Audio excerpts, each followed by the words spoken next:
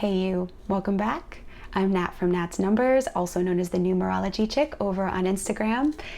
This is a beginner's guide to your core numerology chart. I am so excited to share this with you. I'm going to be covering what your numerology chart is, why the core numbers in your chart are so important and so life transforming.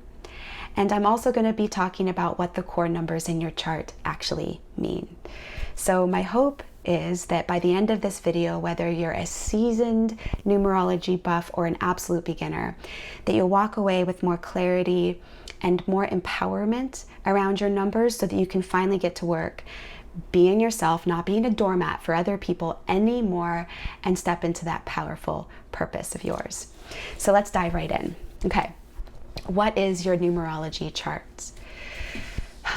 So your numerology chart is a unique to you combination and series of numbers derived from your birth name and birth date that describe how you were designed by your creator to be yourself, to be happy, to be successful. You can think of the numbers in your numerology chart as like your spiritual DNA. Now, your numerology chart is actually really, really complex and very intricate, which gets a lot of people mucked up, right? It's filled with a bunch of different numbers, as long as your arm, a list as long as your arm. Numbers that are different combinations of numbers that lead up to the final sum number. There's missing numbers in your chart, right? Numbers that you might be deficient in, numbers that you might have an excess of. You've got timing cycles in there. There's all of this juicy stuff, but your core numerology chart is a handful of numbers that describes the most significant, powerful aspects of your spiritual makeup, of who you are and what makes you, you. Now, here's the problem. The problem is that a lot of us have the propensity to dive into the intricate complexities of ourselves or a realm of study to the point that we don't actually apply or benefit from what it is that we've learned. Okay? Now, this is a dynamic that exists in not only numerology, but in a bunch of different modalities and areas of life. I remember when I was a nutritionist, I would have clients come to me who were lovely, highly intelligent, highly educated people. They were coming to me because they had a health issue or some sort of disordered eating behavior. And they wanted to know what was that thing that was preventing them from rising into the highest potential of their physical health. And what was so funny is these people had subscriptions to like Life Extension magazine. They had read more nutrition books than I did, okay? They understood what the new supplement fad was, right? Like, oh, you gotta take coenzyme Q10, you gotta take resveratrol. And yet when I would sit down with them and go over the basic fundamentals, right? The core factors that would make them the most healthy, the most vital, the most radiant, they weren't doing them. Enough water, enough fruits and vegetables, enough high quality protein, high quality fat, body movement, and rest. They weren't doing these basic fundamentals because they thought that if you want big results, you gotta like dive deep into those intricate complexities. And so the same is true for the world of self-development and the world of the spiritual, right? It's very confronting, and I'm saying this partly to myself because I have it in me as well. The people that are interested in, curious about, or know every element of their chart, we're talking about the numbers that are way, way, way down the line, are typically the ones that are not benefiting from this tradition at all. So the core numbers are so important because they are describing the fundamental aspects of who you are. They are describing your home base, your sacred space. They're describing what makes you you. And if you focus just on these core fundamentals of who you are, all of the other details, all of the other complexities down the line would fall into place, just like in the case of nutrition, right? Okay, so now let's dive into what these core numbers are. Now, I'm going to put a link in the description box to a couple of different free resources. So there's going to be a link where you can calculate the core numbers in your chart. And there's also going to be a link where you can get a free video reading through numerologist.com on, I think they cover the main 2 to 3 numbers in your chart. So you might want to pause this video and go and use those tools so that you can kind of have them at your disposal as we go through your core chart, okay? So let's first start off with your life path number. This is considered the most powerful because what a lot of people don't know is your life path number is actually describing the longest timing cycle that you'll go through in your whole life. Okay, so your life path number is derived from your birth date, and it is describing your purpose and your mission in this world. It is not who you are. This is a common misconception, but it's easy to get confused. Your life path number isn't who you are. You could think of it as who you're asked to become, right? But it's a mission that you have been asked to embrace if you truly want to be happy, successful, and resourced in your life. The brilliant Hans Dekaz, I'll put a link to his website in the description box as well. He has a great metaphor for the life path number. He said that your life path is like the territory that you are traversing in life. So it's not who you are, but it's sort of the land that you're walking through. So maybe one life path is like walking through a jungle. The other one is walking through a forest. The other one's walking through a desert or mountaintops. But if we don't embrace our life path number, then it's going to be difficult. We're not going to be able to walk with confidence. We're not going to be able to mine resources. We're not going to feel like proficient, capable human beings. We're going to be stumbling through, right? So your life path number is the environment that you're walking through in life, and it tells you how to be successful, how to be on purpose, and how to be confident out there in this cool holodeck of reality. All right.